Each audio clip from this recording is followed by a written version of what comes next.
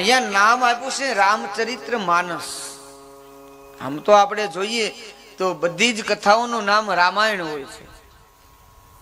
રામાયણ, કંબ રામાયણ, આધ્યાત્મિક રામાયણ, વાલ્મીકી રામાયણ આદિ આદિ જે પણ જેને જેને ગ્રંથો લખ્યા ભગવાન રામના ચરિત્રનું બધાએ નામ આપ્યું છે રામાયણ. પણ અહીંયા ગોસ્વામી તુલસીદાસજીએ રામાયણ નામ નથી આપ્યું સાહેબ. એને તો નામ આપ્યું છે રામચરિત માનસ. આ સમજવા જેવું છે. બધાએ ગોસ્વામી તુલસીદાસજીને પૂછ્યું કે બાબા આ બધા જ લોકોએ ભગવાન રામનું ચરિત્ર લખ્યું તો એને બધાએ નામ આપ્યું રામાયણ, અને તમે નામ આપો છો રામચરિત્ર માનસ. તો આનો અર્થ શું?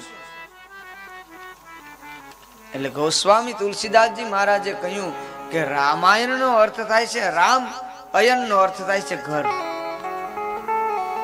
અયન નો અર્થ થાય ઘર થાય, એટલે રામનું ઘર. અને રામચરિત્ર માનસ નો અર્થ થાય માનસ એટલે હૃદય, માનસ એટલે મન, અને માનસ એટલે સરોવર.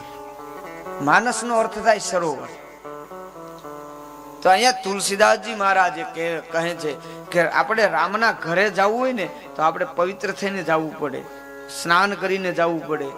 આપણે રામના મંદિરે જવું હોય તો આપણે સ્નાન કરીને જવું પડે ને, પવિત્ર થઈને જવું પડે. એ રામનું ઘર છે. પણ આ રામચરિત્ર માનસ આ સ્વયં સરોવર છે. આમાં પવિત્ર થવાની જરૂર નથી. આમાં તો આપણે જેવા હોય અપવિત્ર હોય છતાંય આમાં જો સ્નાન કરીશું તો પવિત્ર થઈ જાય છે. આ એવું આ માનસ છે.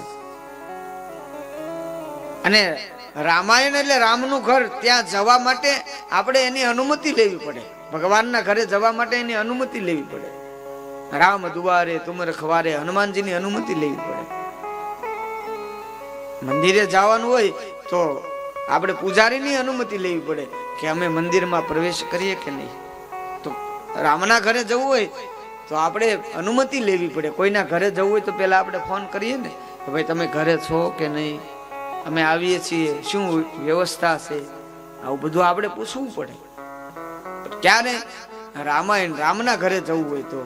બાકી રામન રૂપી સરોવરમાં જવું હોય તો કોઈ અનુમતિ ન લેવી પડે સાહેબ. તો જેવા છીએ એવા જઈ અને એકાદી ડૂબકી લગાવી દઈએ એટલે ગમે એવા અપવિત્ર હશું ને તોય પવિત્ર થઈ જઈશું. ગમે એવા અપવિત્ર હશું આમાં એક ડૂબકી લગાવીએ એટલે સીધા આપણે પવિત્ર છે. એવું આ રામચરિત્ર માનસ છે.